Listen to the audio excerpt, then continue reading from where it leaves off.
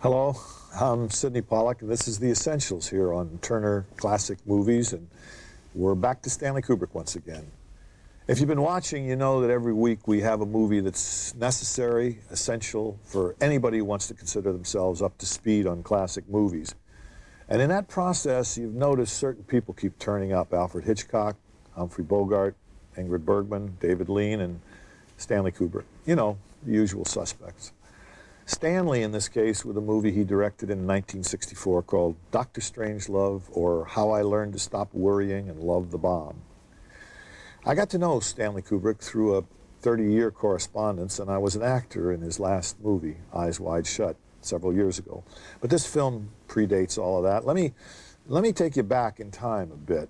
I remember 1964 and this movie in great detail because this was a comedy about nuclear war at a time when everybody was genuinely afraid that the world could end any day. The nuclear arsenals of the United States and the Soviet Union were capable of destroying civilization many times over. And more than once it looked like it might happen. People were still in mourning over the assassination of President Kennedy, and we were shaken by the Cuban Missile Crisis, which brought us terribly close to nuclear war. I can remember thinking when I saw Dr. Strangelove, this guy Kubrick must have, I'll say guts to be polite, but man, this was risky stuff that nobody else was joking about. I learned later that Stanley thought about making Dr. Strangelove a serious movie, not a comedy, but he thought about it only for about 2 minutes because he realized the whole concept of a man-made Armageddon was insane. So the only way Kubrick could deal with the subject was through razor-edge satirical insanity.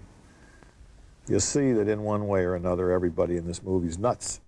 All three of the characters played by Peter Sellers, the British Captain Mandrake, the American President Muffley, and the ex-Nazi Dr. Strangelove. They're all varying degrees of wacko.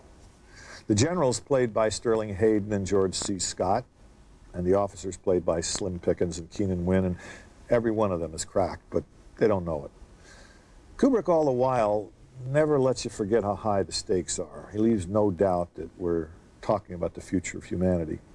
When everything and everybody goes nuts, you don't know whether to laugh or panic.